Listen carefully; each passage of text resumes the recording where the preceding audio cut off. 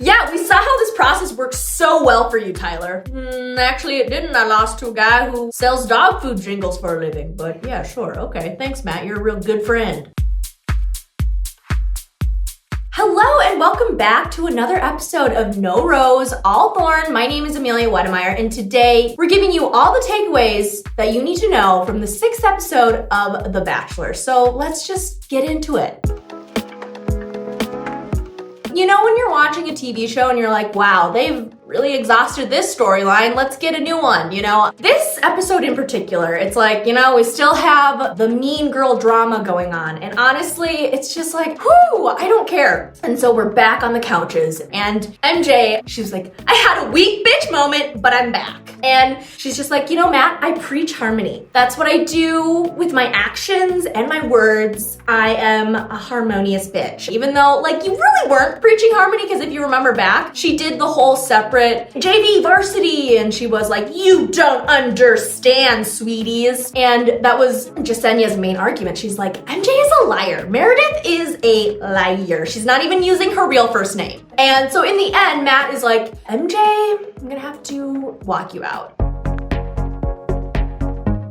You know, Katie was like, yeah, MJ, the last of the mean girls, she's gone, woo! And Serena C is like, Katie is actually the one who brought up the drama once again, and there's no cocktail party, and obviously everyone is upset. And Katie is like, okay, I was being a good person. I didn't say anyone's name, so I don't know why you're attacking me. I just am trying to be here and truthful. And so blah, blah, blah, that all happens. So Serena C walks over to Katie's room and she's like, knock, knock, knock. And she's like, hi, I was wondering if we could finish our conversation. You are the freaking arsonist. There are little fires everywhere. It was like, did Hulu sponsor this episode? Katie's just like, are you kidding me? I didn't say anything other than, hey, you might want to deal with all the harassment going on. And Serena C is just like, I get that, but actually you're wrong. And they start screaming at each other, and Katie's like, I'm trying to talk. And Serena's just like, okay, well, I don't want to hear you right now. I'm gonna talk so loud so you can't talk in front of me. And so nothing really gets resolved. And Katie's just like, I can't do this. You're annoying and you sound stupid right now. So she walks away, which, you know, again, you can't reason with crazy. And Serena C decides to leave the room, and she walks downstairs and she's like, oh my God, I had a talk with Katie. And Kit's like, yeah, we heard. And then right as, you know, Serena C is explaining, Katie comes down and she's like, do you want to say it? And Serena C straight up lies and is like, she essentially told me that she wasn't here for Matt, which is nothing like what Katie said. There's no reasoning with Serena C. She's just like, yeah, you're an arsonist. I'm just gonna go back to my fire analogy. So this whole Katie versus Serena C drama had the makings of a good old-fashioned 2-on-1, but unfortunately that's not where it went. And Katie ended up meeting a different fate. She was given the 1-on-1. Katie, you know, and Matt have seemingly a great time, and then it is the dinner portion of the day. And, you know, things are kind of going well. It seems like it's fine. And Matt, he takes the rose and he's like, you know, I just want to thank you for setting a good example for all the women. You're a good person. However, you're not my person. And of course, you know, Katie is sad. I think anyone watching the show is sad because she deserved better. And you could even argue that she put the other girls and making the other girls feel comfortable above her own relationship with Matt. So Katie, I know you didn't win Matt's heart, but you won Bachelor Nation's heart. And I would honestly not be surprised if you didn't at least come back for Bachelor in Paradise. I think there's a strong case for you for Bachelorette, which is exciting. So Katie, we salute you, we love you, and we probably will see you again.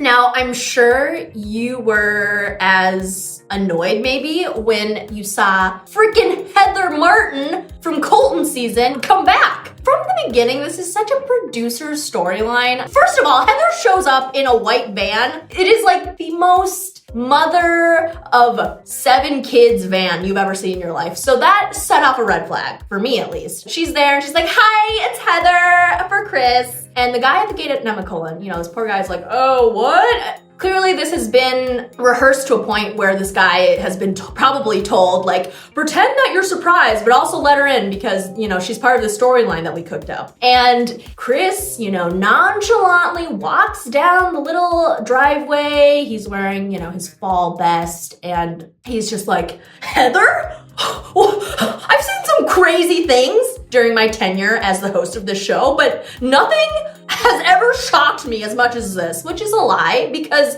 clearly someone called her beforehand. Like, Chris knew this, you know, he's adding to his acting reel. He wants that SAG card. Poor innocent Heather is like, I'm here because my good friend Hannah Brown, we were hanging out and Hannah was like, I just hung out with Matt and you know, it'd be really great if you two got together because you guys are so perfect for each other. So Rachel Lindsay actually previously said, that's not a real friend. Hannah's not her friend. I would never let you go on the show, Juliet, if that was you. You will look terrible.